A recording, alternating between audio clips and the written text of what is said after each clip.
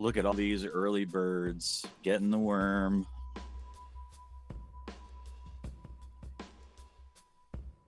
Oh, there's only one worm though. So you guys are gonna have to share.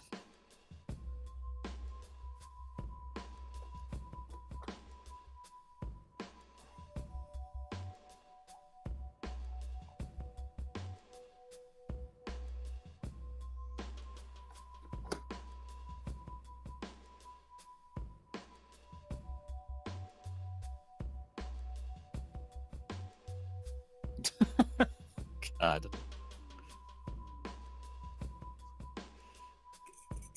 We can't be starting to stream off with this much corniness. Or I don't. It is your stream, to be fair, so you are right. But uh,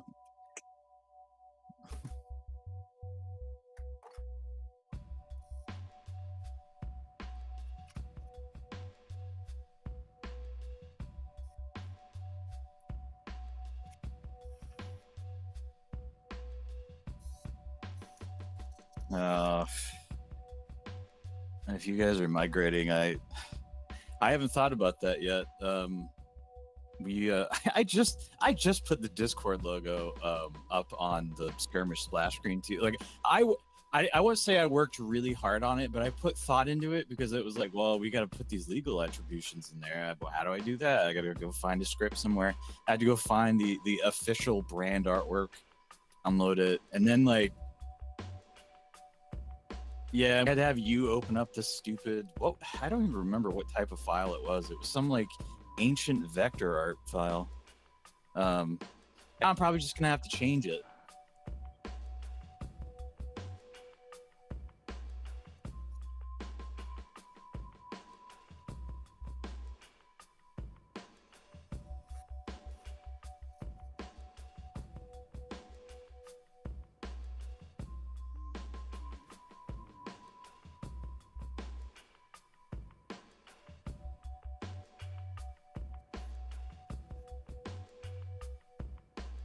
It is a chore.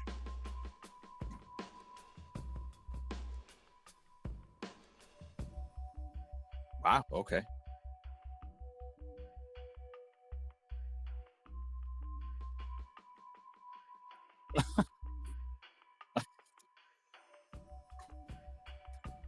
First world problem. Yeah. I guess it's really Discord's fault.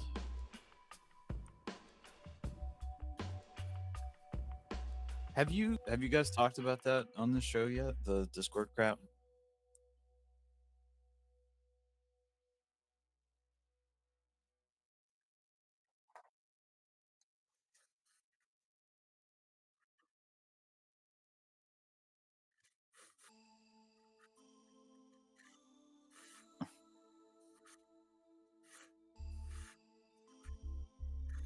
It never happens. You never get emails in your email inbox saying, "By the way, you've been hacked," and nothing that you can do about it. It's over. There's nothing that you can do about it. There's no repercussions. No one's ever going to bring me to task.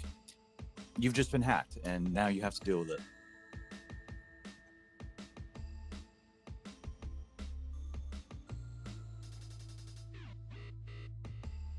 You and yeah, you and 10,000, maybe 10 million other people have just had their password or like their email address just put in a notepad plus plus file and given to some Indian or a Chinese guy so that you can plug it into a bunch of bots and send you friend requests on Discord every day.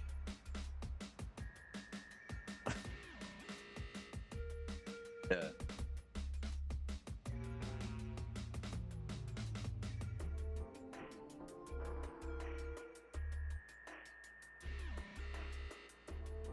Yeah, I just can't stop winning.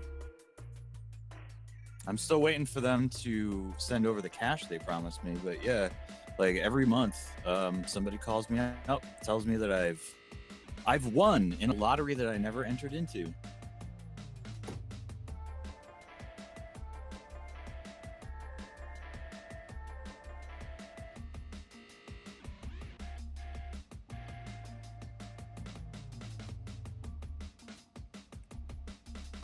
Yeah.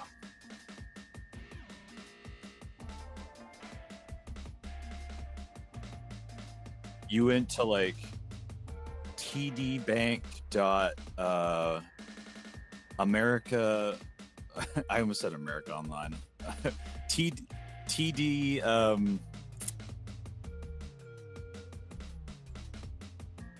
I don't know what other TD. I'm trying to think. What's an insurance company? TD.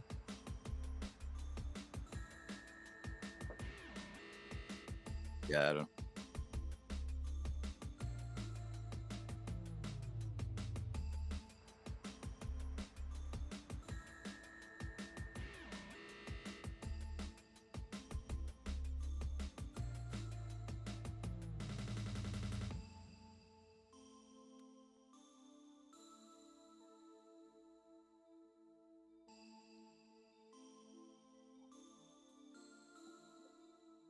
Yeah, that's the worst part. It's just gonna happen. It's like the only thing that you can really do is be very stingy about the kind of information that you spread online.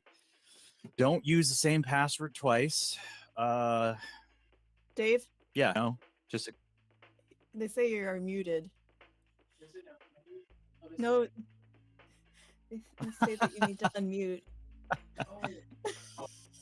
they say that you're unmuted. Dave, the unmuter, the person who's everyone. Listen, Dave, there's a problem, Dave. You're unmuted. Can you fix that? No. It's this time I'm gonna blame OBS. OBS was just I had everything hooked up the way it always is, and then sometimes it just will disconnect the device that you have hooked in. So It missed nothing. OBS.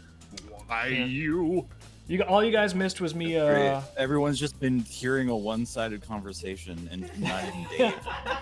the people are that like people are here to actually listen to. Welcome. And now to we're hearing this. So that's great. Welcome to the Schizophrenic Gabe Show, where Gabe does his best to reenact Garfield without Garfield. Everyone's gonna start coming up with conspiracy theories about how Dave isn't real. This is an AI-generated video of somebody drawing something. Actually, Not that'd be actually kind of happening. that'd be kind of a cool conspiracy theory to be the subject of. I kind of feel like if someone's like, "Oh, Dave is not real. He's always been an AI, and everything he's done is like simulated online," because I feel like that would reduce the chances of like someone coming up to me at a convention and trying to kill me. Because it's like, well, they don't believe the people that are that crazy. They already don't believe I exist to begin with, so it's fine. Have you ever seen him? We did that to you, Liz. What are you talking about? Yeah, before I got the microphone, you guys were like, Liz isn't real, and Dave's just talking to himself. Why does Liz sound like she's being reversed in a fucking time warp? Because She sounds like Otas. she's got the echo going because she's in the same room as me. Because she's like, well, I'm not gonna be on stream, and then she's like, here I am on stream. Echo. No, she's on stream. She's on stream and like within 5 minutes. Just come on this stream. Yeah. I don't understand the like fuck, what's it called? Will they, I'm won't blanking they on words. fucking shit with Liz be Yeah. on the stream? What's the term for an anime girl that's like really mean but she secretly Oh, likes you? Tsundere. Tsundere, yeah. That's what she's doing. All right. She wants to. She's secretly. Here you go. Fine. Do you mean Tsundere? Tsundere. That's what I Tsundere meant. and Daki Makara. I just wanted to get work done, but I have to get work done in the same room as Dave, so I have to. Oh, it's so hard. Hazen's also our chief weeb pronunciation. Retard. Retard, yeah. So Chief don't retard. mispronounce. Do not mispronounce anything around him, or he will turn into Otacon from Metal Gear Solid, and he'll just immediately correct you. Honestly, that kind of sounds like it'd be. Wait, Snake! That Snake! pronunciation isn't correct! You think people can mispronounce things, even on the battlefield? See, now with the magic of AI, you can make that a reality. Yeah, actually. And I'm sure I that can make it reality without AI, because I actually do things without computers. See, I'm better than you now. yeah. I can't stop. You know, honestly, like I can't stop thinking about this stuff because I'm so annoyed with the way that people respond to the AI stuff. That people will just post like the dumbest, the stupidest, like brain rot AI generated thing. And I don't mean like brain rot by AI standards. I just mean brain rot. Just stupid. Like, this is disposable. This is meant for you to look at it on your timeline, laugh, and then just move on and not think about it again. That's it. And people, you'll see just like a ream of comments of people going, I can't believe that this person resorted to AI to make this. I'm like, dude, we're not talking about this guy is not making he's not conducting a symphony. He's making brain rot. He's shit posting. But like, people can't help themselves. So I'll be scrolling down my timeline. I'll see something that's kind of funny, and I'll see like the first comment, and it's one of those, and it is enraging how seriously people take this stuff. Someone should do like make a documentary, like a little short video about like some guy's like, this is the nobleman who decided to do all of his AI memes by hand, and it shows him like in the mines, like chiseling out pencils from the bedrock and like drawing every single frame meticulously with oil paints, and then like getting one of those like big camera systems set up where they scanned the old animation cells, and just, you know, like dedicating like years and years of his life to make like some shitty cat meme that lasts for like 15 seconds. It's like, yeah, with all that human suffering, that's what we want underneath those memes, is massive amounts of like life, blood, sweat, and tears lost into the soil of Mother Earth to make that a reality. Yeah, I am a artiste, and Twitter is my canvas. That's how this is what these people think is going on. No, I don't actually think that when somebody generates a video of the Terminator fighting RoboCop that they think that they're creating cinema. I think that they're just making stupid crap. Or in one case, a video. I don't even think this was the AI generated part. I think it was like background music that people were talking about, but it was a video of a dog licking a turtle's head, and the turtle gets pissed and bites the dog's tongue, and the dog just starts freaking the fuck out and like trying to yank his tongue away. That's the video. That's the video that people were like, where's creativity gone?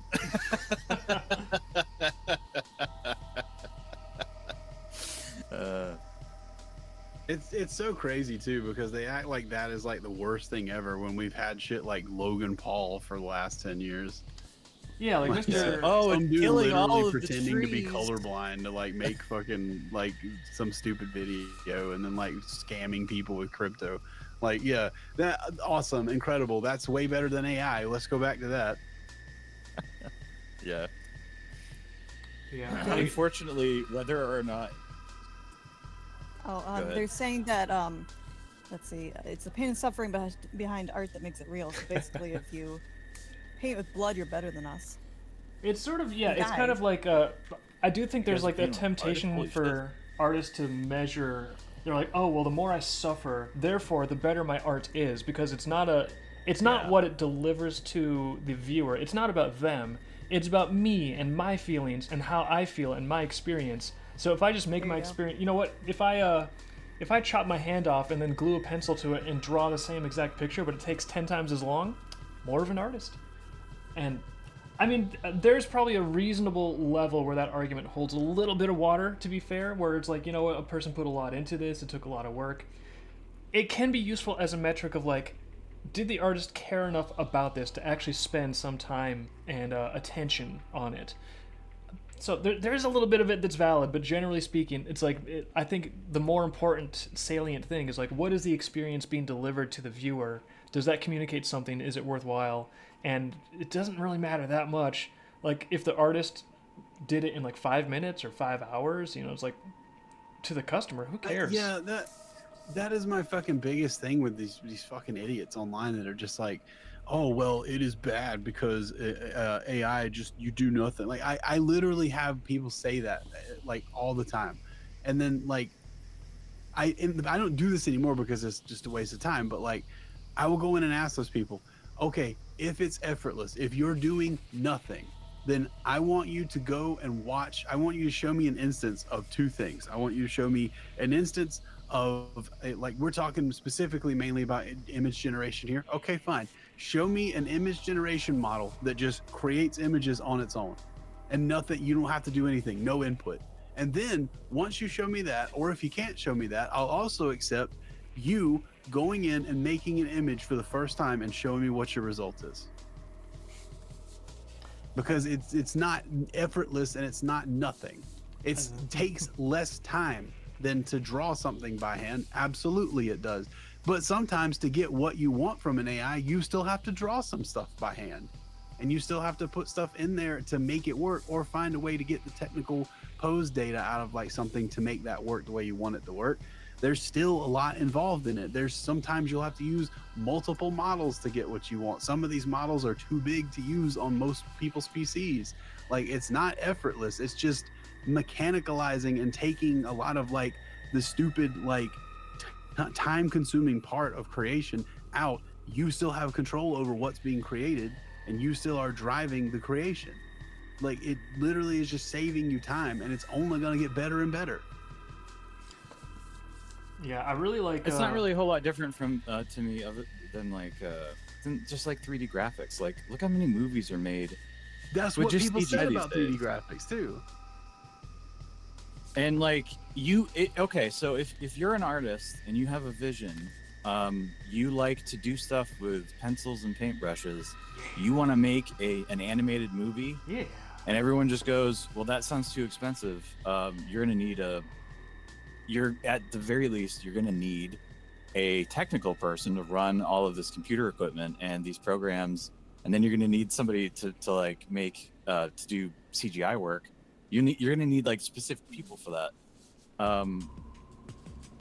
Like, is that bad? Like, is that the worst thing ever? Are you saying that we need to go all the way back to just, well, pencil and paper because I don't know, I've arbitrarily decided that is the only medium that's acceptable or something? Like, I don't, that's the kind of problem with this stuff, is that no one can really define a specific line, and the line always seems to be whenever I feel that it's not cool, or whenever I feel like my job is being threatened, then it's bad. Well, yeah, But some people I think that's it. But like, a lot of the time it's just that they get like talking points from someone that they like. I think I may have been talking to you, or I might have been talking to Dave about this the other day, just how like so much of what people think AI is, and like what is bad and good about it, or mostly just what they think is bad about it because they're taught nothing could be possibly good, is just their favorite artist doesn't like it, and they say, well,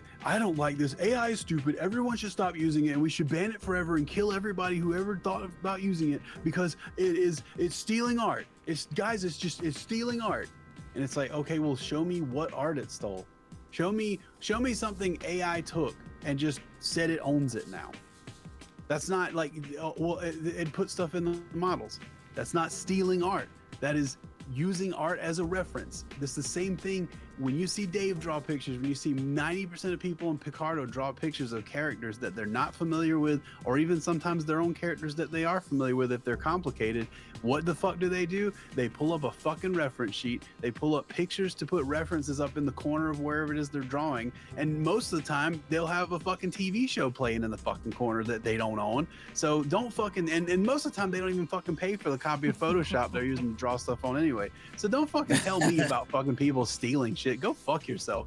Like, they're not, no one is taking a thing and saying it that they own it now. They're referencing images, they're referencing things. It's the same fucking thing you do. It's just that instead of me looking up and down at it and making marks on a page, a machine is just mechanicalizing that process for me. That's it.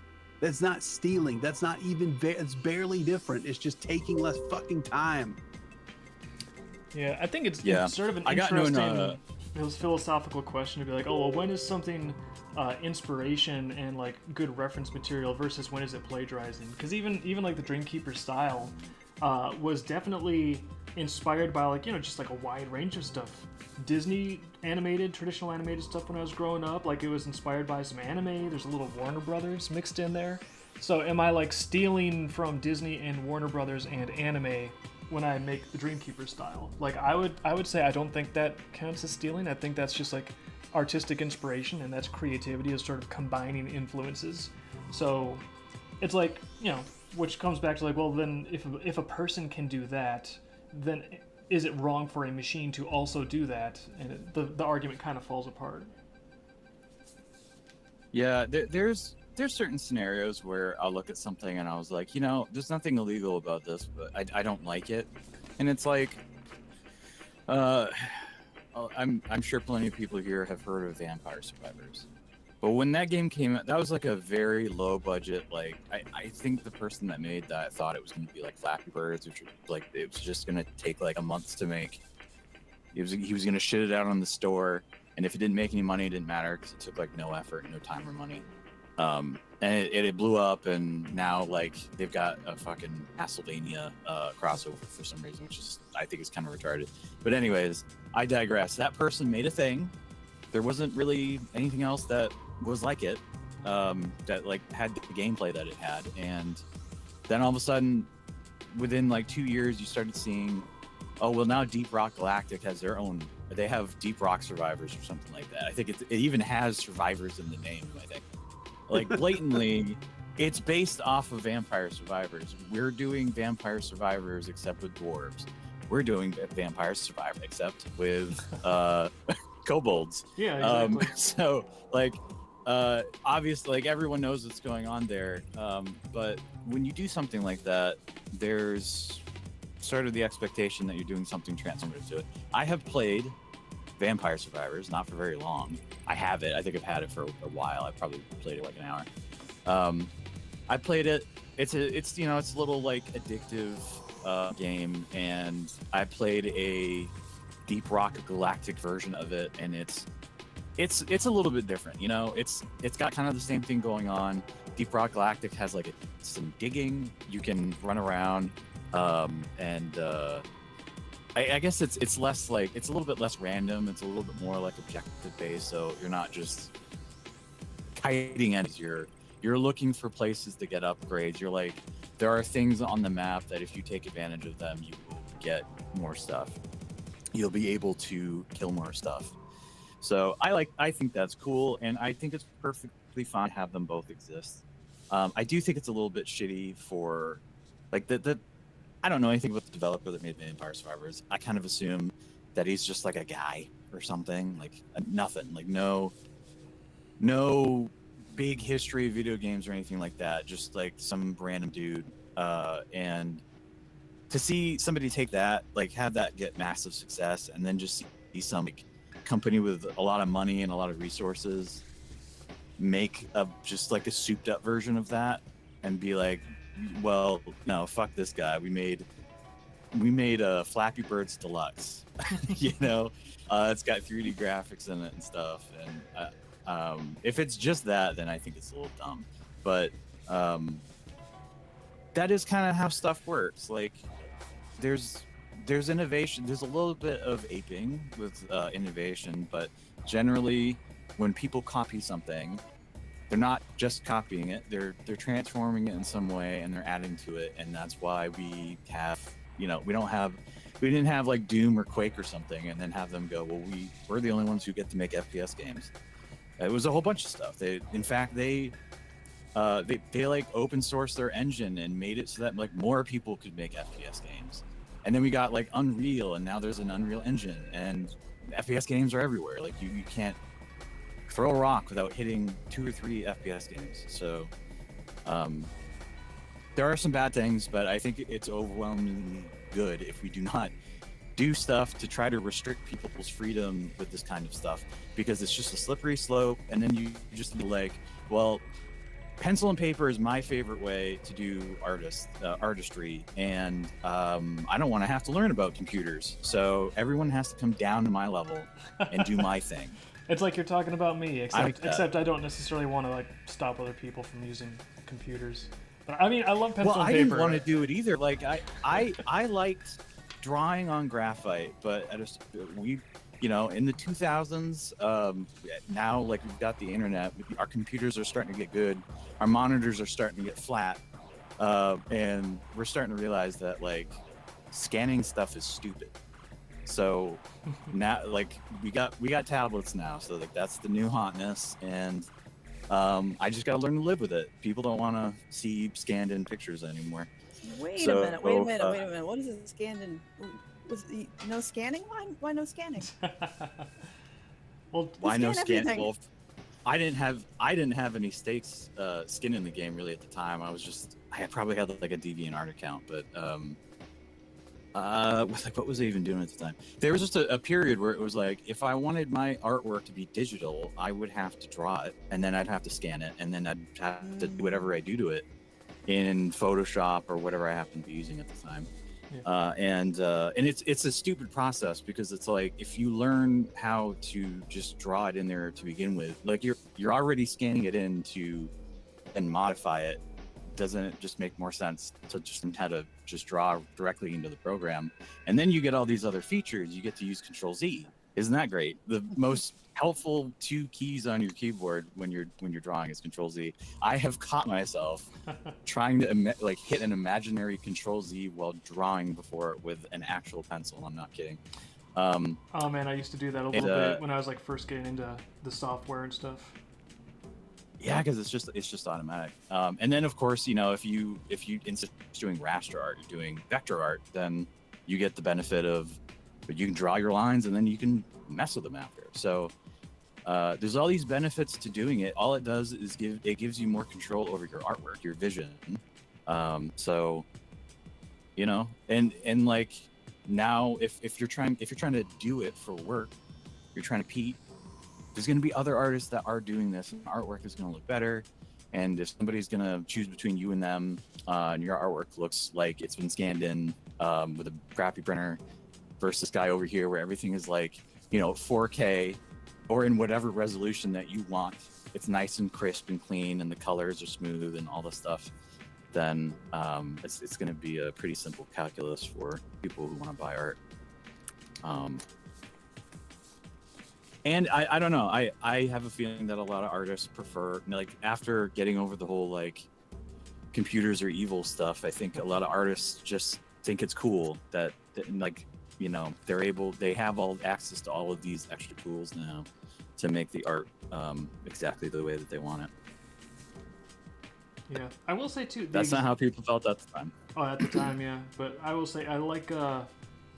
I like the existence of all these extra tools, but I'm like, for my own stuff, I find it doesn't subtract any options from us. And in fact, it almost, in a way, there's so much accessibility to these other tools and other ways of doing things that when we sort of stuck with doing pencil and paper, because I like the texture of it so much, and then we just like incorporated some of these new tools into that with like the digital stages later on, it kind of gave us like a really interesting hybrid. And again, the nice thing is I'm able to sit here and continue doing like mostly paper and pencil, because I've sort of carved out like a niche with it. But the existence of these other tools has not taken away anything from my ability to draw with paper and pencil. It hasn't limited me. It hasn't even like really limited the popularity of our work at all. It's just like more possible options on the table if I want to like create things in other ways too. So I really kind of feel like the people that are like screaming against the sky at the onset of AI, it's like, hey, listen, it's not gonna like, if you like the way you're doing stuff now, you can keep on doing it.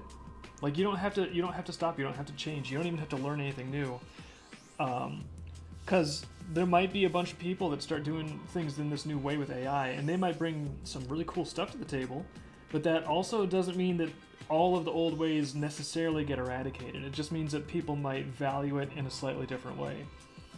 Like right now, people can probably make images just great with digital stuff and vector and things like that. But a nice little like side advantage of the pencil and paper is like when we do like a sale, people can kind of get like a physical artifact of the art, and they know it's not just like a print off of a computer thing. So there's like unique value profiles to different ways of doing things, and I just think the people that are afraid of new tools entering their toolbox, it's like, listen, no one is saying that you can't use the old tools. It's just more tools. It's just more creative possibilities. Like, chill, it'll be okay. Yeah, like you sometimes have to use the old tools to get what you want with the new tool. Like that's It's just it's so insane to me. Like people giving you shit on fucking Twitter for making AI stuff of your own art. Yeah. Like, oh well, don't you know that AI is stealing? What is it stealing? Whose art's being fucking stolen? Mine, the art that I gave to the AI. You're stealing your own art from yourself. Are you We're gonna have to fucking call the actually cops. retarded? Like, do you even know what you're fucking saying? Oh no, you know You what? know who you're talking to? The person who made this drew this. Yeah. No, you know what use case I love for AI? I actually, if people are like, oh, you're all traditional, you never use AI. I totally do. In the new GarageBand campaign, I have to make all these marketing images, and whenever I made marketing images in the past, you gotta oftentimes put a picture on text and a new background, and I would have to manually mask out parts of the illustration to like pop a character out. And guess what? Manually masking that stuff out, it takes a little time. It doesn't add anything creatively, it's just a chore. It is just a chore. And now when you can pop something into an AI website and be like, hey, can you isolate this character and make the background transparent, please? That takes 5 seconds. Something that used to take me like 25 minutes will now just instantaneously be done. I'll tell you, as an artist, It'll it's be like, clean. my job of like masking out marketing assets, that job has been stolen.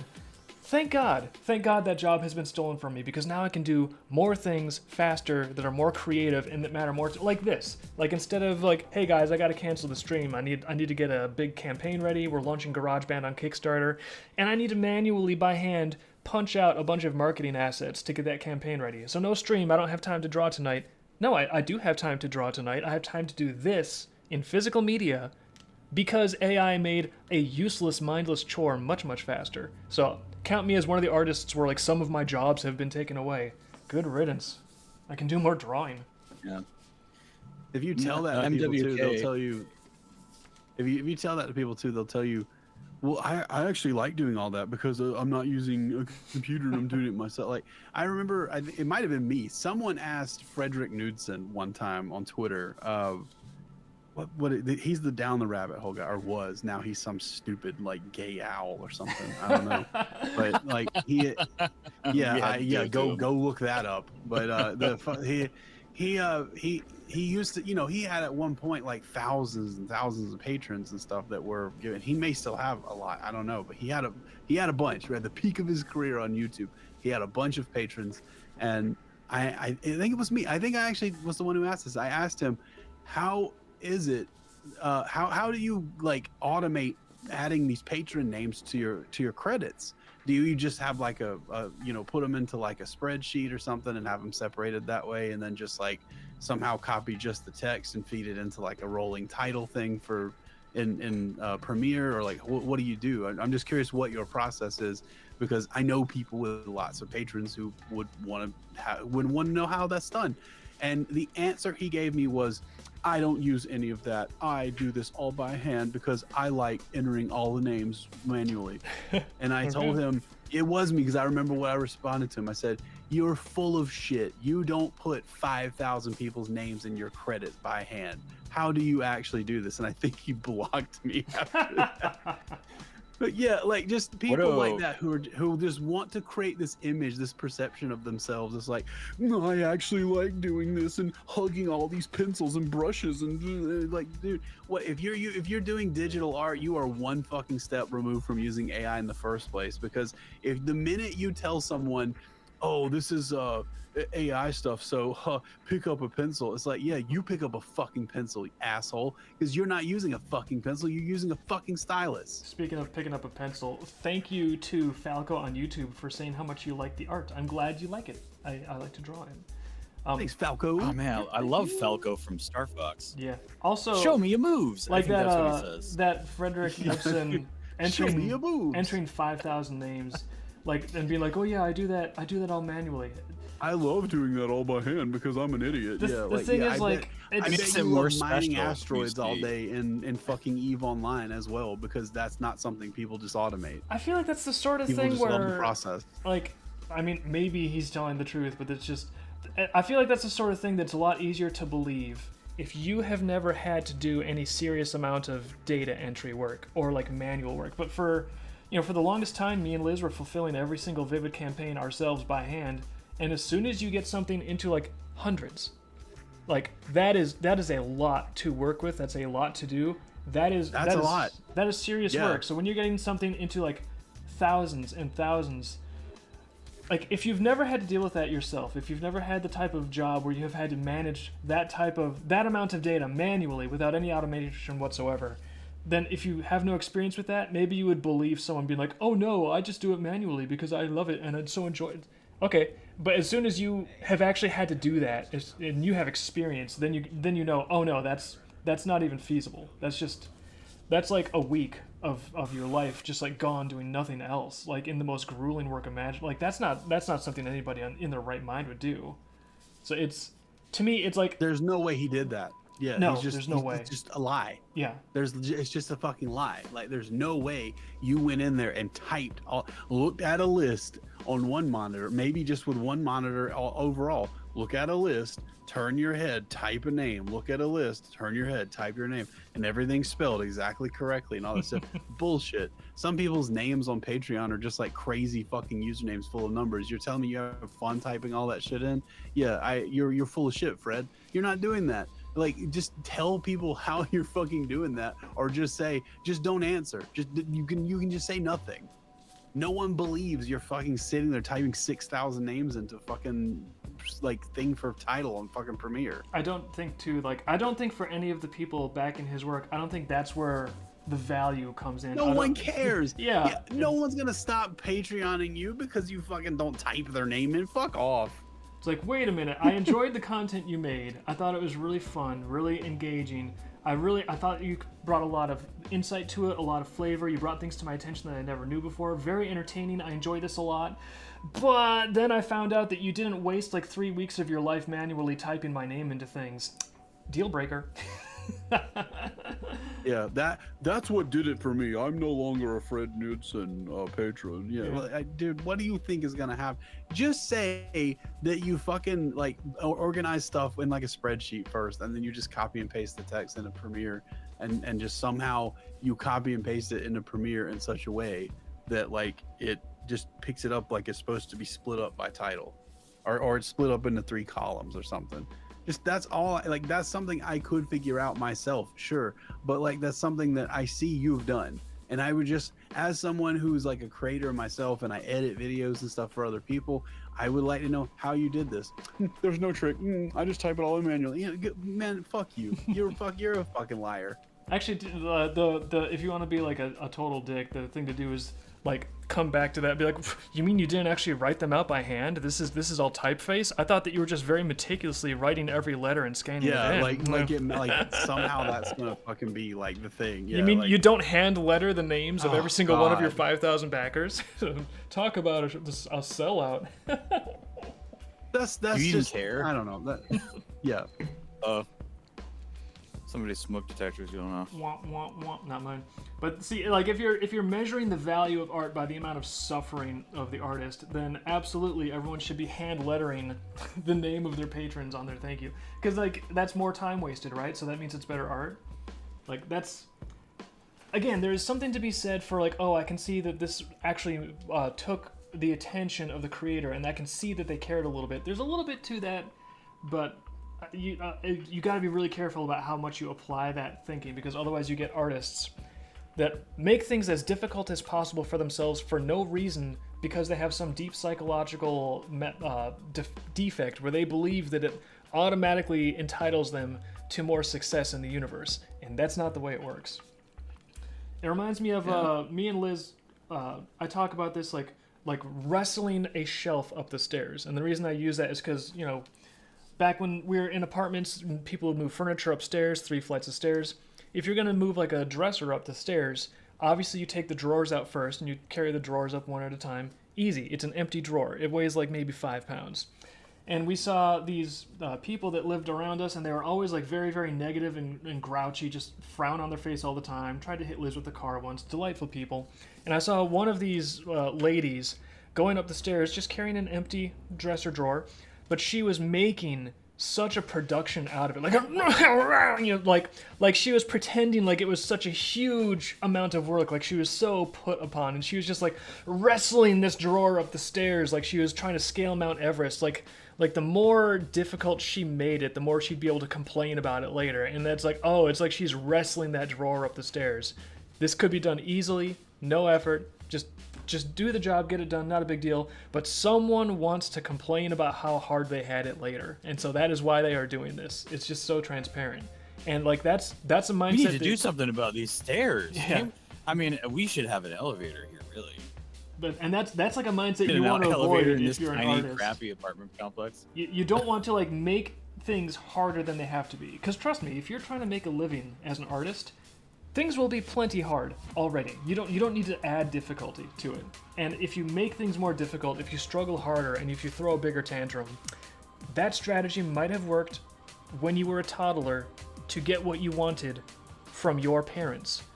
But even if you never had to update your strategy, if you're an adult now, I mean, I know it will not be helpful to tell you this, but at least you should know at an intellectual level that strategy that worked with your parents does not work with the world. You will not receive rewards commensurate with the amount of dissatisfaction and negativity that you can articulate. It's not going to help.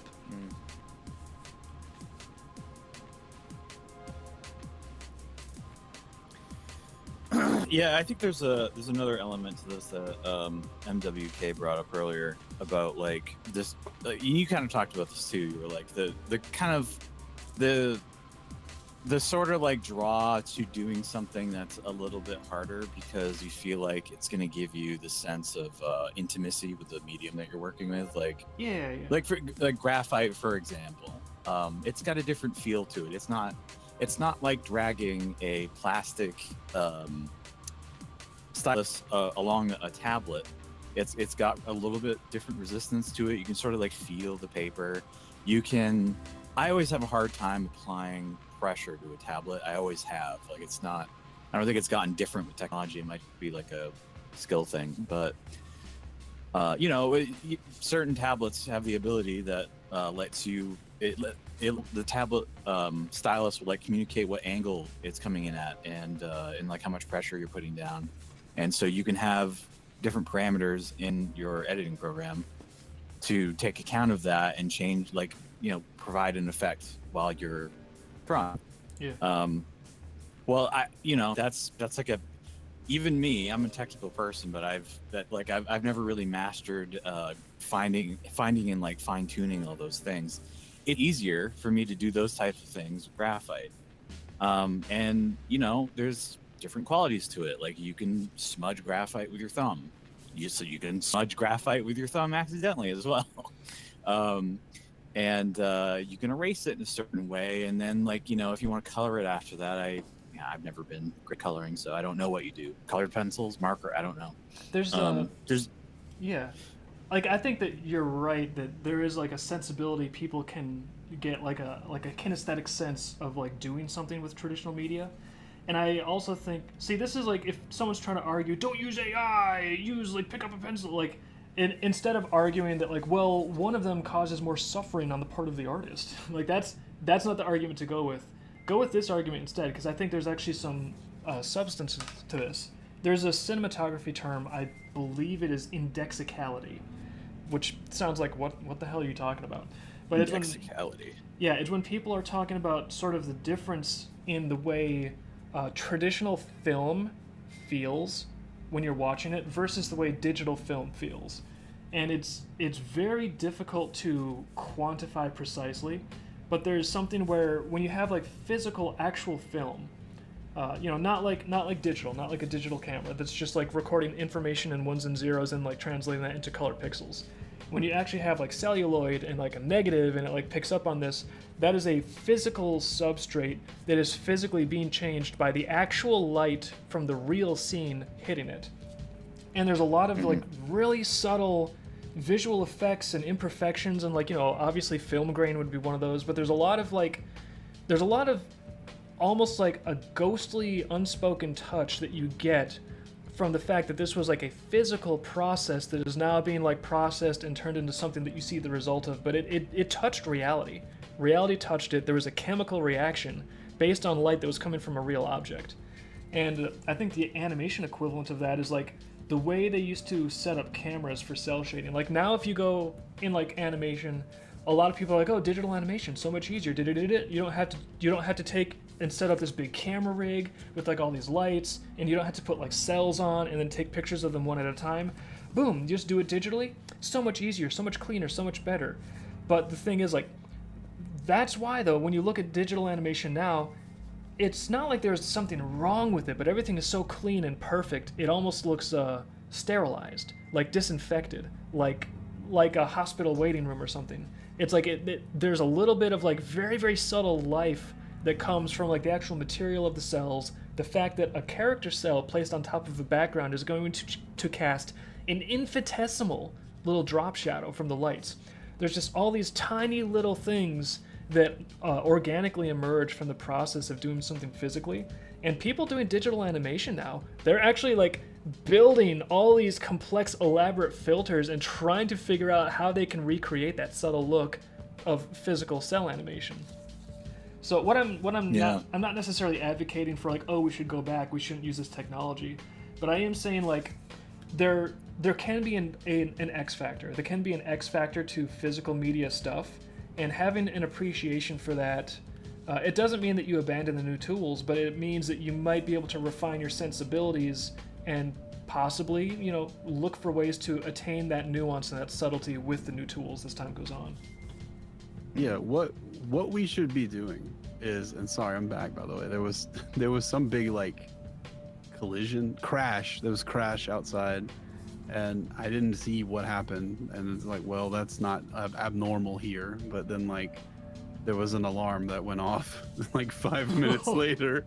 So that's pretty unusual. But I don't know what the alarm was. They may have just been testing the alarm system. A Chinese fire drill or something.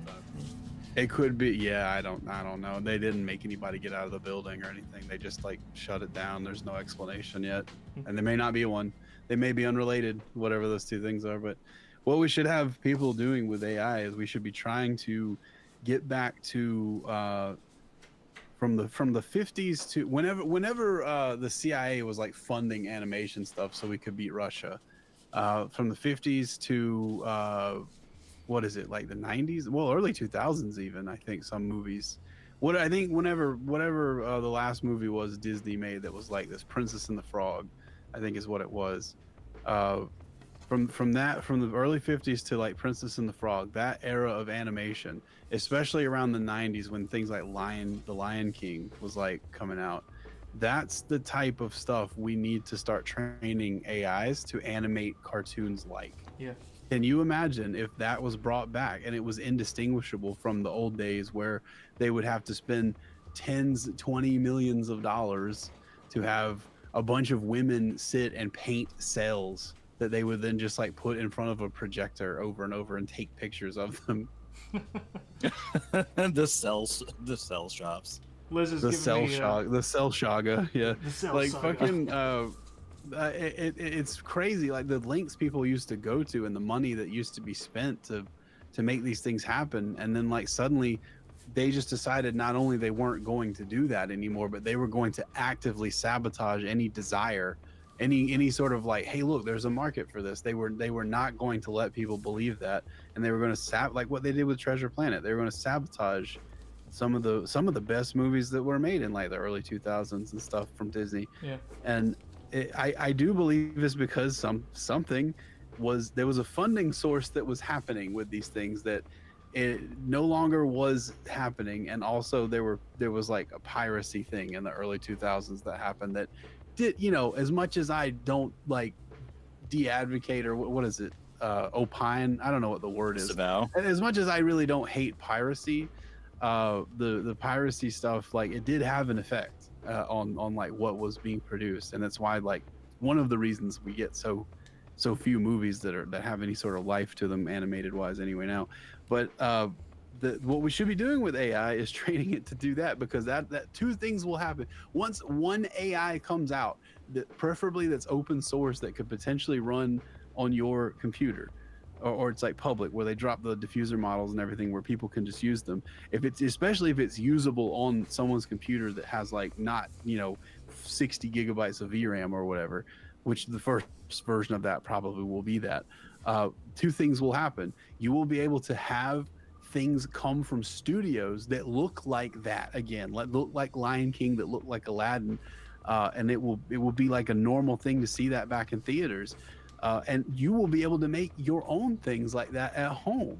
So especially if it's completely indistinguishable from the way things used to look, why are we not funding this? Why are we not fucking trying to get to that place? Why are we talking about how AI is bad and it steals things? Probably because the people who want to have the only control of it are slowly trying to trickle down the idea that it's bad to you through your favorite artist. Well, yeah, I would say like that to me seems like something that's an obvious big picture thing is, and that's one of the reasons that I'm excited about the possibilities of AI, is because there's been a bit of a chokehold on the entertainment industry for since I was a kid. If you don't play by the rules, there's a very small number of people that kind of control who gets what, where all the funding comes from, and if you don't play by those rules, you can't just like pop up and do an animated movie. It takes like big money, or it did take big money, because the old gatekeeper for film and animation especially was money, and who had control of money. And with AI, that is removing the money as a gatekeeper. We're not like totally there yet, but it's happening. And so the people that had that control and they had that lock on that ability to produce content, it's just the nature of power. They're not going to want to give it up. They don't want you to have the power to compete with them. They do not want you to have the power to compete with them. And so for that reason, I think that's a big part of why a bunch of dumb artists have been tricked into trying to bury the one tool that could put them on an even footing with the people that have been totally in control of entertainment for, for a long time. I'm not even saying I know exactly who it is. I'm just saying I know, like, unless you go in Hollywood and you, like, get hired by the right people or you're in the right studio, like, you can't just be talented and then suddenly have, like, $500 million to make an animated feature film. But with AI, that has the ability to change it. Now, Liz mentioned, she gave me a note, said, can you please explain the paper you hold under your hand and the needed eraser? Note. Yeah, this way she doesn't have to... Oh, I think I know the answer to this one. Yeah. Hold on, let me get the Toonami beats back. But for anyone curious, like, David, why do you hold a paper under your hand when you draw? It's because as much as I like the authentic texture of the graphite, I don't want to have it be, like, too much authentic texture of the graphite. So this prevents my hand from smudging everything into oblivion. This way I'll get some nice ambient texture. It's sort of unavoidable, but it's not going to be like too much. It gives me just the right balance. Which actually reminds me of when I was talking about the cell shading and like the old animation techniques with like these big rigs and camera setups. They used to go to like very, very extensive lengths trying to keep dust, keep dirt, keep everything out of it. They're trying to make it as clean as they could make it, and it was a struggle. But ironically, now that everything is perfectly clean automatically, now people are trying to get back just a little bit of a touch of that imperfection. Oh, and then the rubber kneaded eraser, it's just a rubber kneaded eraser. It's an eraser, you can shape it into whatever you want. But yeah, I think that it could be really exciting if, and Hazen was saying, oh, imagine when studios go for these types of old animation vibes. You know, even like, screw studios. Imagine you making a movie with that old animation vibe, or me making a movie. No, that's what I'm saying. Yeah, like, if people could make those kinds of movies, we'd probably have a lot of crap and fetish porn stuff that was animated that way, but there'd be some gems in there. I mean, that's what you're going to get with any kind of medium anyway. Oh, sure. The point I guess I was trying to make was that there is this very obviously concerted effort to discourage people from using AI simultaneously alongside studios preparing to use it. Yeah. And train their own models on it. So who do you think is probably behind that? Probably the people who would benefit from being the only ones being able to use the AI. They do not want competition. They do not want independence. They've never wanted competition. Yeah. That's why there's a fucking union for everything in Hollywood. There's a writers guild, there's a voice actors guild, there's a screen actors guild, there's a fucking there's like a thing you have to do to get in and be like a representative, like an agent and stuff too. Like, and you can't be you can't even be an extra. If you know a person who is directing a movie, like they're your friend from high school, they cannot let you be in the movie as an extra or like a cameo for any reason. You have got to go through this stupid union shit to get in to do anything in Hollywood. And it's not because, oh well, that protects it protected them fucking 60 years ago when actors were getting hurt because they were getting like pushed off ladders and stuff for scenes. That protected them then. That's not the point now. The point now is to just maintain this exclusive club of people who are the only people you're allowed to see in movies and allowed to be in movies. And if you're not in that club, you don't get to make movies, you don't get to be in movies. Well, you can always do your own thing.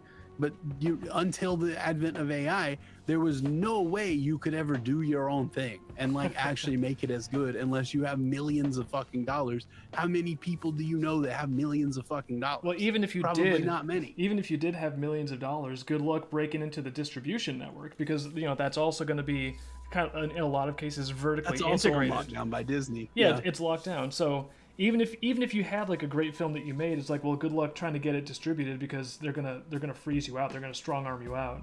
What's the phrase? That's kind of what happened to Markiplier. He made some, I don't know what the movie was, but he made some sort of horror movie, and it actually got it like to be in theaters and stuff. Oh, cool. And then like a bunch of people like kept like just, I don't remember exactly what happened, but they kept like fucking shitting on it and talking about how it's this thing or that thing, it's not as good, oh it's all, and then that didn't work because people who went to see it actually liked it. I don't know if it was good or not, but people who saw it liked it and they thought it was good. So then they quickly tried to like do something to get it out of theaters like really quickly. Really? I didn't even know that they were They trying don't to like... want Iron Lung. Yeah, Iron Lung is based on an indie horror video game. I didn't know it was based on a game.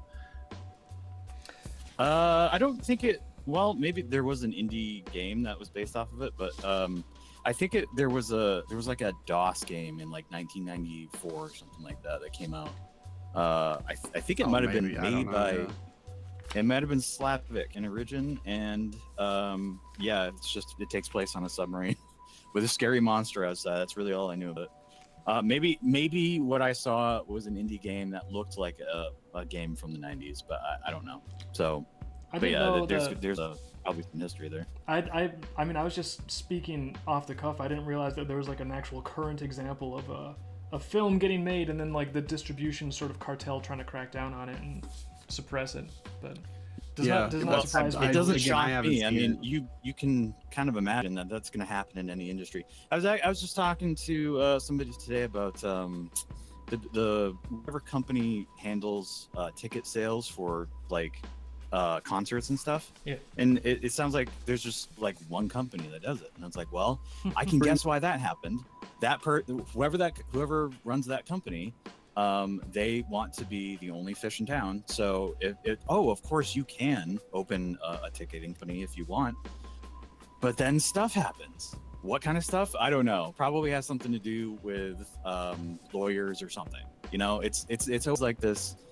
You can't just think of things as like, well, I'm just going to be a successful business, and people will look at my product and decide to buy my thing. There's some other like metagame thing that you have to think about. Yeah. And in this case, it's probably lawyers. You're probably going to get hit with something that you never expected.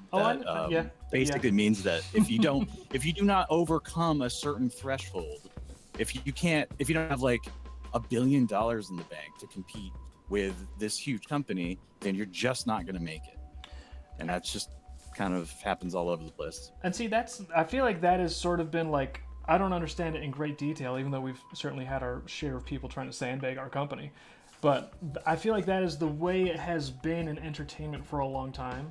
But these tools and the internet as a distribution mechanism, they're still trying to find ways to lock things down. But it's like trying to plug a dam, right? So technology is advancing to the point where advancing technology gives authoritarian people more ability and more tools to be more successfully oppressive. But at the same time, it also gives just everyone more tools and more ability to evade that in like a more like libertarian type of a fashion. And I think that if you game that out long term, just the sheer number of people motivated to undermine authoritarian oppression is going to win out in the end, because the number of motivated parties far exceeds the number of parties in an authoritarian system that are benefited and motivated to maintain that system of control. So I think the people that have the control, it's like they have the position, they have the influence, they have the money, and all of those things are rapidly losing their relative value. And the thing that I think will have more and more value as time goes on is individual perseverance, resolve, creativity, originality, and merit. And so I really like where things are going, and I think that maybe our generation is going to be the first one where authentic, independent entertainment might really have a chance to break through and compete with these bloated, archaic Leviathan monopolies. Yeah, there's a really, I don't know if it's like a social thing or if it's a force that's being exerted on people that are not rich, but there's this pull that people have to really just boil a problem down and like oversimplify it. I imagine a lot of people think of AI as a two-dimensional spectrum. There's like a mathematical graph, I'm forgetting the name of, that is like this. It's two dimensionals. It goes in one direction and it goes in the other. And I don't think a lot of things are usually that way. Even if it's mostly that way, it's not going to be universally that way. Yeah. It's probably going to be more like a, well, actually, I guess that's a one-dimensional graph I'm thinking of. Two-dimensional graph has two axes. Sorry, not a mathematician. But it's probably more like a 2D graph or a 3D graph or a 4D graph. I don't know. Maybe four dimensions can tell us a lot about something. But yeah, it's an oversimplification to say that like more AI equals more bad or less AI equals less bad. It's not really like that.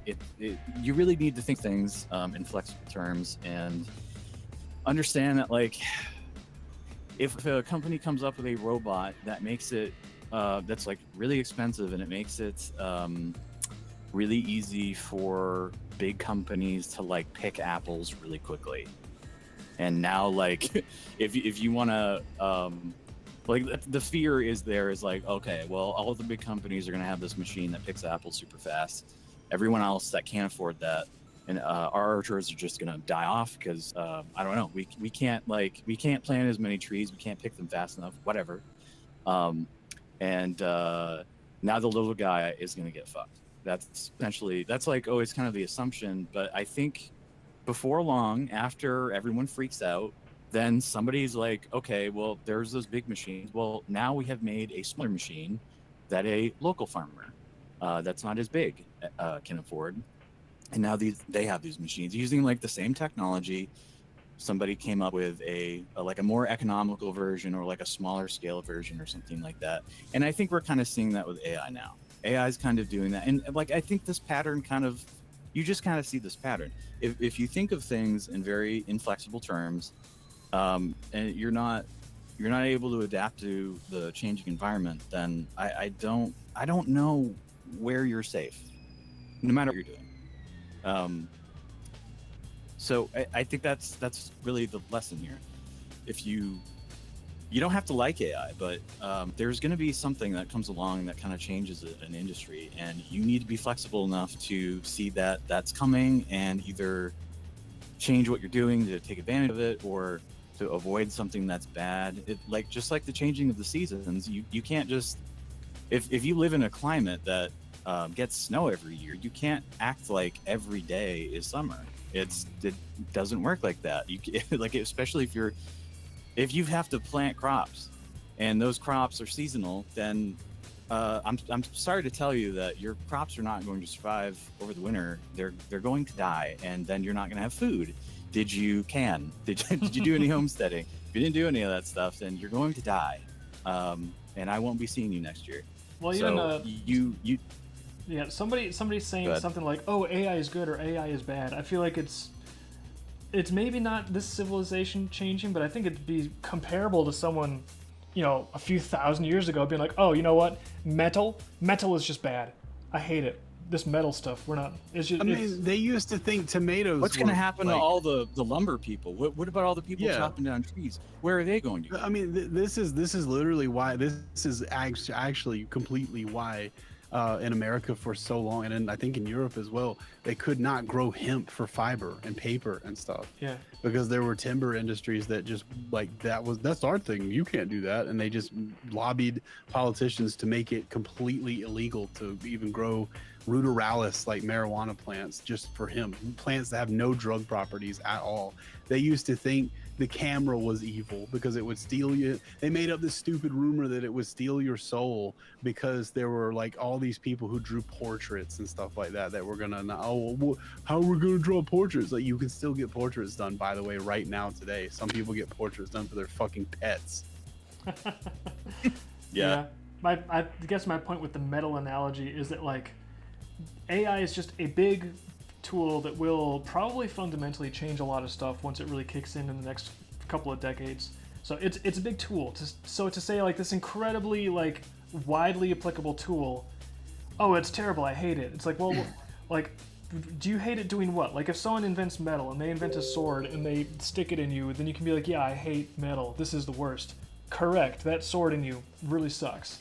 But then what if someone creates like metal and they make a frying pan and suddenly you can cook food better than you ever cooked it before, and suddenly your survival chances are greatly improved. So there is a lot to do with, well, what, like, you hate AI being used for what? Like in what context? Like the use of the tool matter. Like you can use a hammer to build a house, or you can use a hammer to like break someone's head open. Like what are you using the tool what Dave for? likes to do. Yeah, or you can use a hammer like me to like break somebody's head open. It's great. Crack. And it's a great way to unwind on the weekend. He's known for his temper. Yeah. So if there's people in the chat, I think I know there's at least one person, or maybe there's some silent people that haven't spoken up yet. But there's probably at least one person in chat that thinks that the AI stuff is dumb or they're skeptical about it. It's not like I don't think.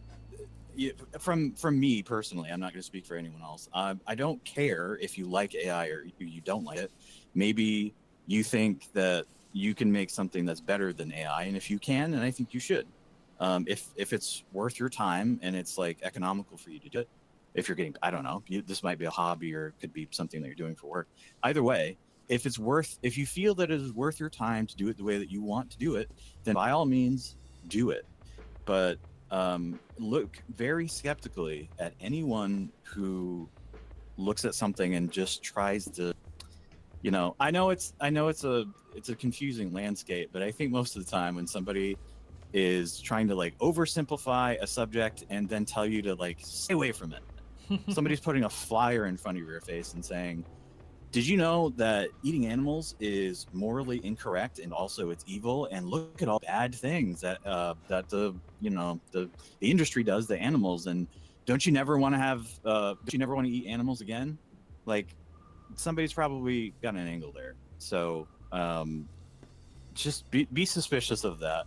And I don't think it's this thing where like AI is going to wash over everything and then everything's going to be AI. I think it's going to be more like there's going to be like an ebb and flow to this. Right now, new stuff is coming out all the time. Sea Dance came out like, I don't know, 3 weeks ago or something like that. And you saw all these clips of really like convincing videos of like Breaking Bad stuff. That's it's always something stupid like that. Breaking Bad clips that have never happened in the show, and they look pretty good. You're gonna see a surge of that, and then eventually things are kind of like dissolve and disseminate. You're gonna see people figure out how to use these tools in a meaningful way. Like something that I saw today was like somebody just took, I don't know. It looks like they took footage from some anime and fed it into I think it's usually called like image to image or video to video or something like that. They fed it in as like a video to video generation. So the video got transformed by the video model into like a more realistic or like I think it was supposed to be like a live action version of it or something like that. Yeah, sure. Which sounds so stupid, even though that's kind of like what they're doing with One Piece and like some other animes. They've done that in real life. They think that there's value in turning an anime into a live action, but I digress. So that's all they did, and people looking at it were like, yeah, like the transitions between shots looks weird, and then like in this shot, this character kind of like looks different than in the shot right before it. So there's like these cohesion issues and all that stuff. And when people look at that, they just go, oh, this sucks, because they think that's what it looks like when you're making videos with AI. But I don't think serious people would do it that way. I think what they would do is they would, just like with a lot of this stuff, they would take a hybrid approach, and they would find a way to use their skills as an artist to then combine that with AI and something that they couldn't make on their own, or that they wouldn't have enough time to make on their own. Yeah, see, I think that's some of the how stuff things is are. some of this stuff is like really making me hopeful about how the tools are developing, because it's seeing this like, oh, you take an image and then you put it in here, or you take like the first image of a video and then the last image, and then it'll like fill in the blanks based on your specifications. Like that to me is starting to sound like it's really close to me drawing keyframes and doing like one or two cleaned up keyframes and be like, hey, here's the A pose, here's the B pose. You can already do that. Yeah, that's not like it's getting close. It's there. You can do that now. Oh well. It just like you can, you have to maybe do multiple generations to get what you want from it, but like I think there's LTX, or it might be that long cat thing or something. There's like a thing that makes longer videos, and you can do like first frame, last frame stuff, and sometimes you might have to do it over and over and make to continue the animation, make the new first frame the last frame from the previous one, but you can already do that. Yeah, so okay, well then basically the tools are there, and obviously they're going to refine and improve, so that makes me excited, because that to me, it's less like, because back when AI was like, oh, just generation, write a sentence and then hit a button, what you get is what you get. That to me is like, it's impressive that it can do that, but that's not really something that fires my enthusiasm. But when I start to imagine, what if I could like animate much more effectively and much faster than I can animate now using my own actual art, that to me is starting to sound really good. It should not be like we're just gonna replace everything. It should be like we're adding an accelerant to the rocket fuel that you're already lighting off. Yeah. It's just gonna go faster now. I think I was kind of touching upon this, but I didn't quite make the point. But there's this fear that specifically artists, but also I think this applies to other things, where it's like, well, if we graduate to these other mediums like digital art over physical art, something is going to get lost along the way. And yeah, there might be a little bit of some kind of like quote unquote magic. Some people think the magic is film grain, and now that's just like an effect that you can add to your video editor. But there's certain things that people like, and sometimes it feels more authentic to do it in a physical medium. I think there's that, and then there's something that's a little bit closer to what I do, coding. I think there's even a little bit of that with coding too, because you see that now that we have better tools, people don't really have to know as much about computers to start coding now. You don't have to have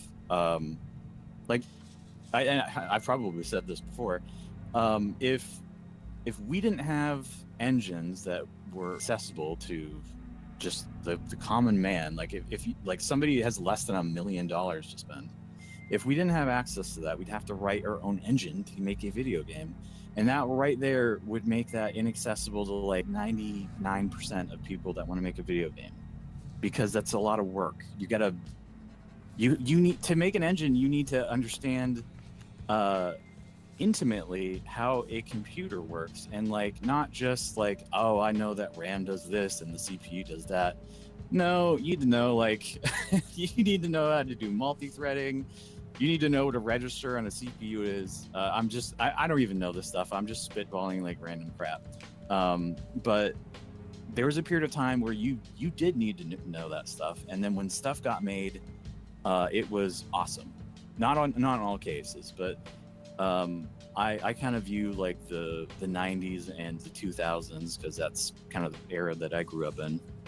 That is a period of time where people were starting to really make really cool stuff, and they needed to know a lot to do it. And it's like, there were bad games, there were games that were really bad, but there was just this massive filter. So you really only got in people that were like, wanted to really work hard and like work 80 hours a week to do this stuff.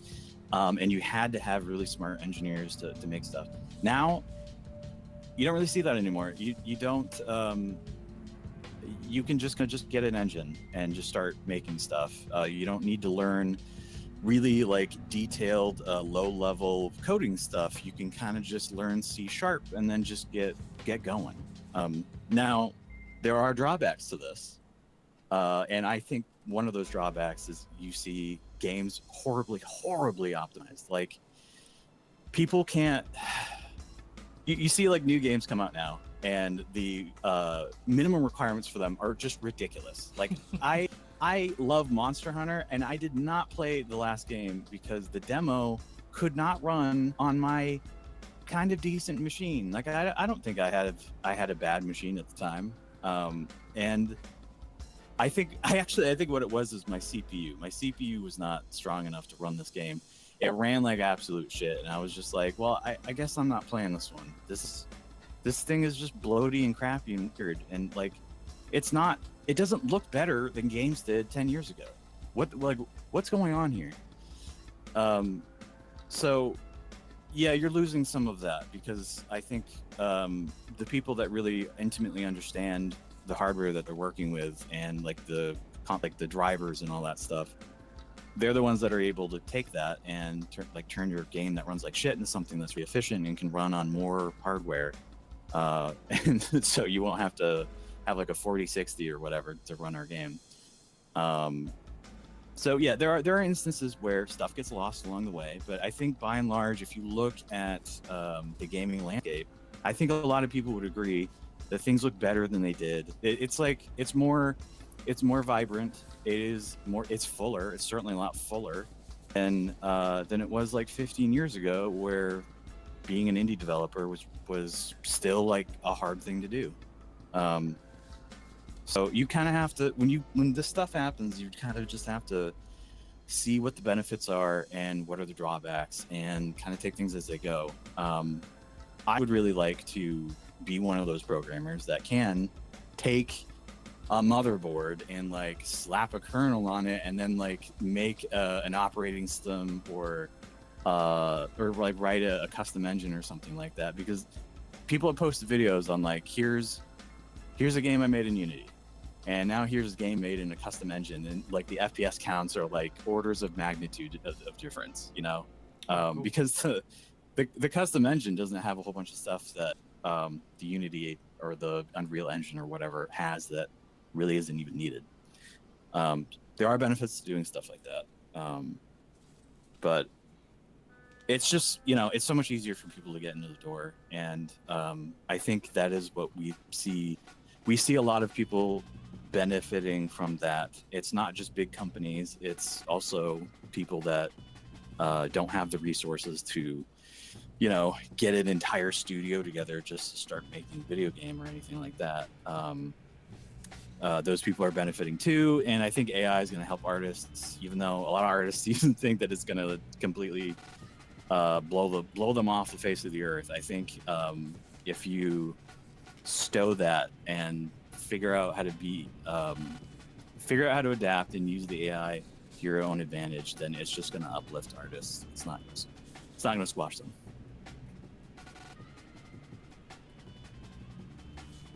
And that's going to be my rant for the night. I'm going to let somebody else talk for 40 minutes.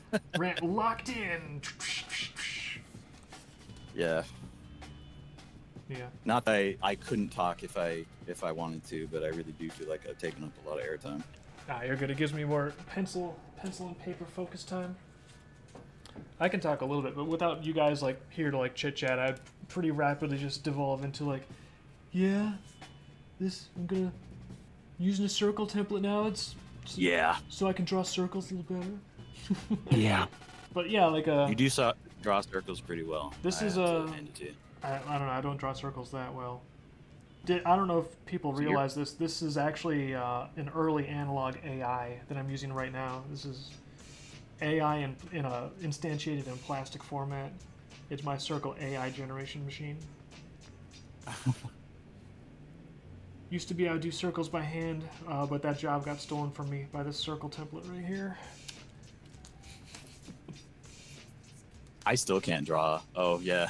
Oh okay. I see what you're doing on stream now. Yeah. I thought you were just trying to make a joke, but I didn't realize what you were talking about was a fucking stencil. Talking about my Yeah. See, like I even like I had a stencil and I would feel bad about using it. It would make these perfect circles, and yeah, they would have like this kind of inorganic look to them. But when I would try to draw a circle, normally it would look like a dot, not even close to round. Like a weird rhombus or something like that. I heard a story. I forget who this old Greek artist was, but there was some king that was like, "Demonstrate to me your worth as an artist." So he took and drew a perfect circle freehand, and then the king was like, "Oh shit, you're good." Whoa, he's good. Whoa, he's pretty good. You can come to my house and fuck my sister. And I was reading some Plato's The Republic lately. There's this character Socrates in there. Do you know that they at the end? Do you mind if I spoil it? They kill him. They kill Socrates. They didn't so. Yeah. I'll have to watch the cliff notes on that one. It later. seems too like it seems like they really just wanted to get rid of him. I got the vibe that they wanted him to escape and just fuck off. They're like, "Listen, dude, you're kind of insufferable. No, you know what? If you stay here, you're executed. So get the fuck out of Dodge, right? Right." And then Socrates is like, "Oh, well, since I totally support everything the state does because I agree with my philosophical position in things, then I guess I'm gonna have to stay and be executed." And they're like, No, you don't, because you know what? Oh, gee whiz, the guard, he's not very good, and he's so susceptible to bribes. It sure would be a shame if you ran off and you could just go to a bunch of different places that would actually totally be happy to have you. Just please go away. And he's like, "Oh, but that would impugn my integrity." And so they're like, "Fuck, he's actually gonna make us do it."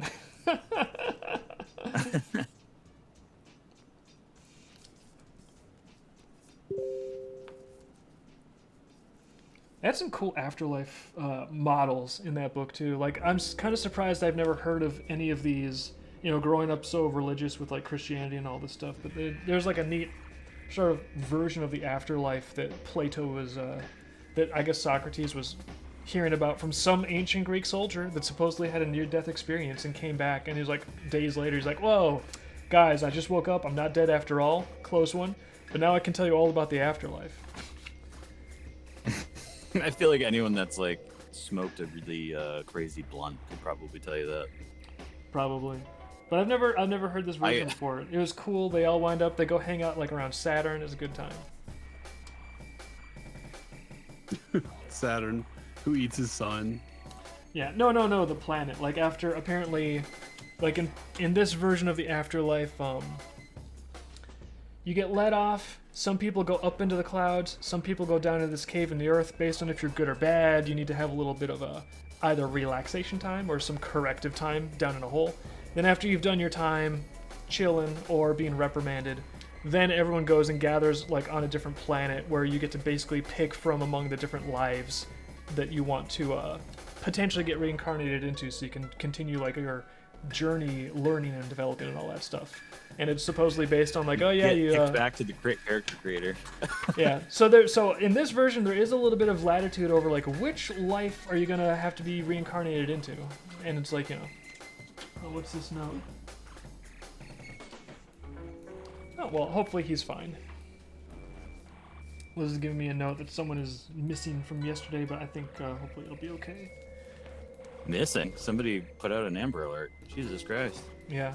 It's the internet though. People are allowed to chill and do other things. Who are we talking about, Mamo? Yeah, I think so. She's saying he was online. It's weird that he's Oh not yeah. here. I thought he was in here earlier. Maybe I had that up. He was here Monday. I don't know.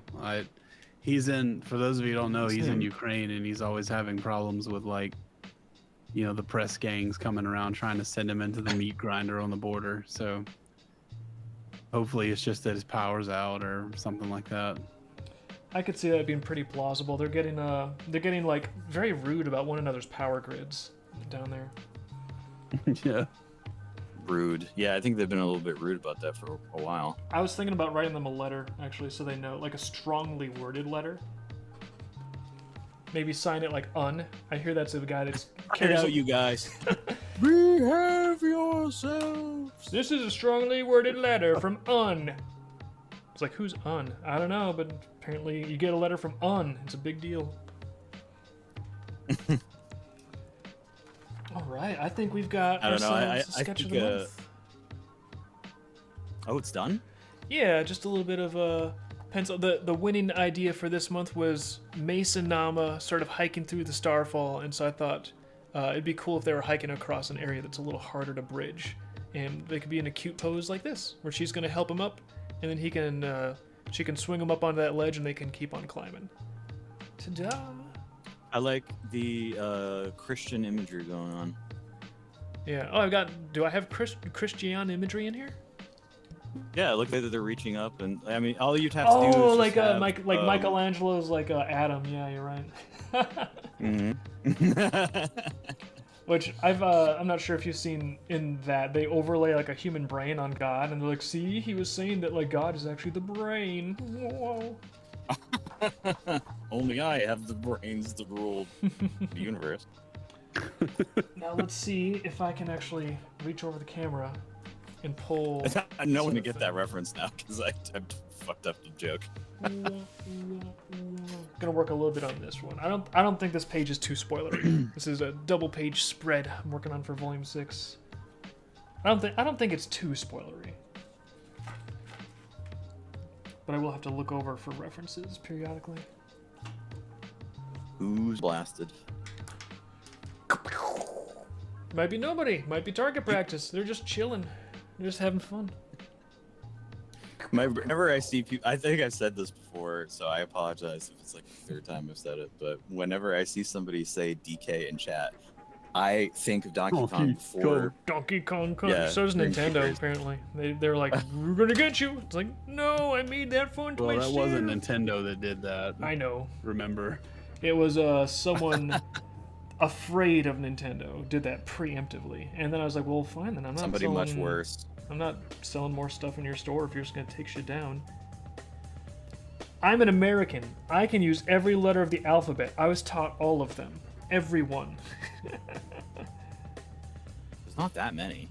Yeah, it's like Come on, 26. let us have some. Anytime I hear about an alphabet that's got like way more than 26 letters, I'm like, what are you guys doing? You don't need more than 26 letters. Come on. That does sound like that'd be some funny fan art, but Nintendo Miyamoto himself would show up in your room and he would just shake his head. No, I do not do this. Better not. Donkey Kong would never do that.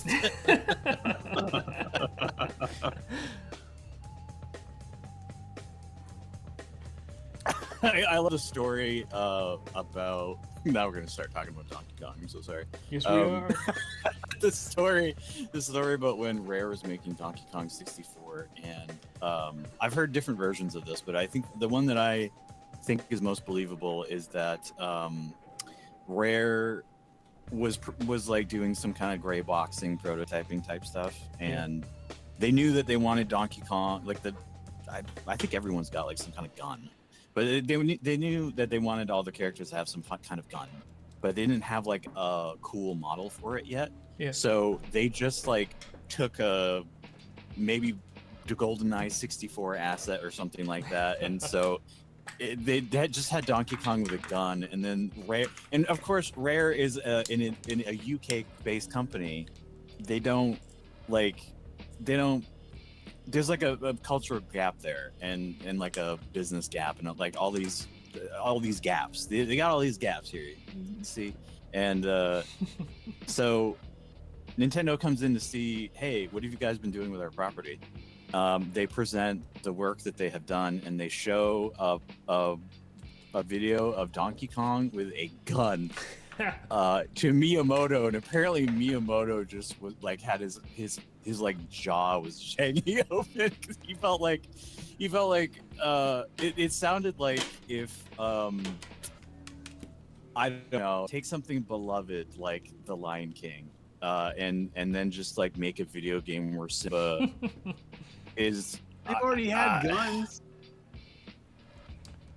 Well, I Who? think the issue is they Donkey Kong. they showed a video of Donkey Kong taking a gun. No. And then a little model of Miyamoto, and Donkey Kong blew Miyamoto's brains out in a very graphic and horrific way. And so Miyamoto saw that, and he's like, "What did you?" That's my Japanese impression. It's pretty good. I don't know. Just in case there's a confusion about the image that I am trying to convey here, I'm not talking about a funny like coconut gun.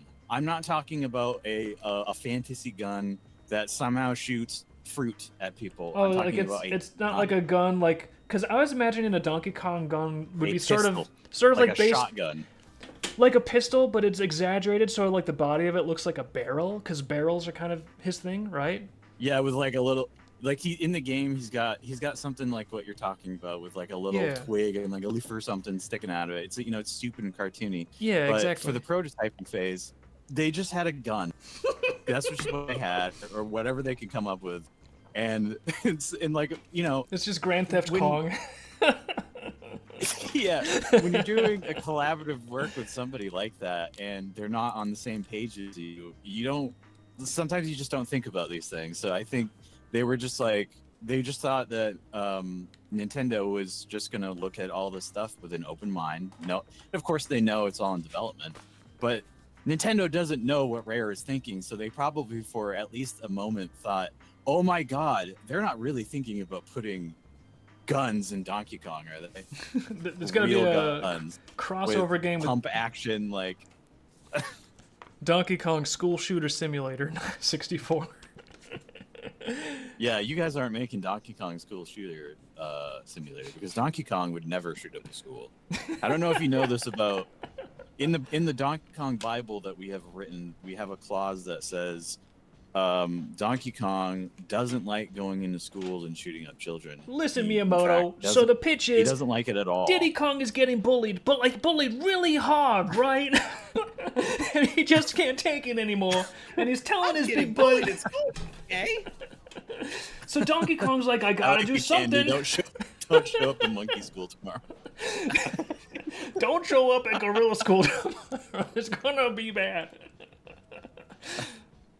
Yeah, I could see why Miyamoto was like, no, no. Yeah, so I don't, I guess the sensationalized version of that story is that like Miyamoto pissed his pants because there was a gun on screen. I think more than likely he was just like shocked for a second. And I guess what happened right after is that he drew a picture of like a coconut gun, and then that's what ended up being in the game. And they were like, they were probably thinking of doing something like that. But they were like, oh, Miyamoto wants a coconut gun, so here we go. Yeah.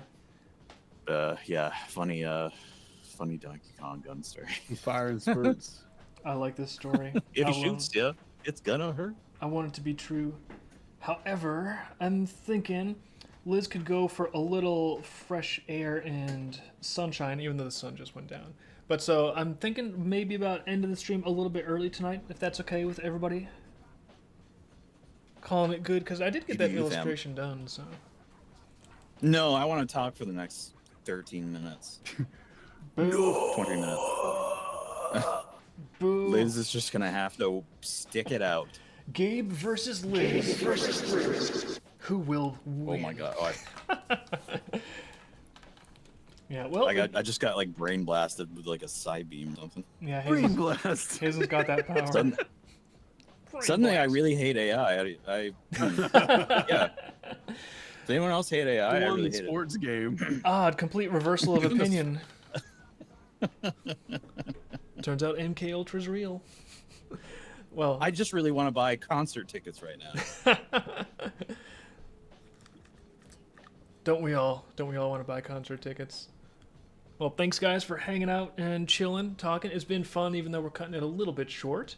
and we'll be back Monday like normal. And yeah, that sketch of the month is done. Got more art coming up this weekend. I think I'm gonna get this double page spread done this weekend, then get back on more Ascension, and a lot of GarageBand campaign art has been getting done. So look out for GarageBand in the near future. It's gonna be our next book launch campaign with Vivid. All right. Pretty exciting stuff. Yeah. Well, Gabe, Hazen, any final thoughts before we call this a stream? If you haven't done squats in a while, don't start with weighted squats. Ooh, good I'll advice. start with what?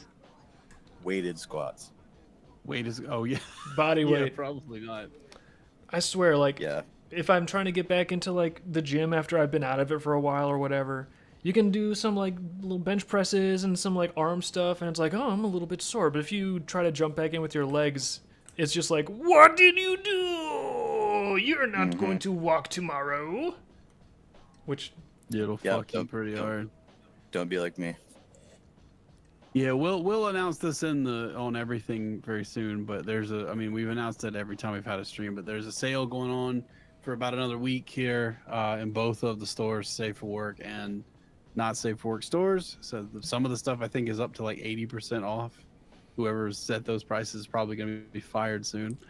So just go ahead and get in there and get some. If you've been on the fence about like I want to get some of the books or bookmarks or something like that, now's the time to go in and grab them. And there's a lot of enamel pins in there. I think a lot of them were exclusive to Patreon for a long time, but they're for sale in the store right now. I think some of them are on the front page. So get the fuck in there, buy some shit. all right. That's my motto. That should be how we sign off on every stream. All right, guys, buy some shit. Get the fuck in there and buy some shit. Everyone Come have a, on, let's get the road on the show. Have Go a buy good- some stuff. have a good weekend. Make it a shoppy one. Make mine a mutton. Stream ends Ching, ching. in 5, 4, 3, 2.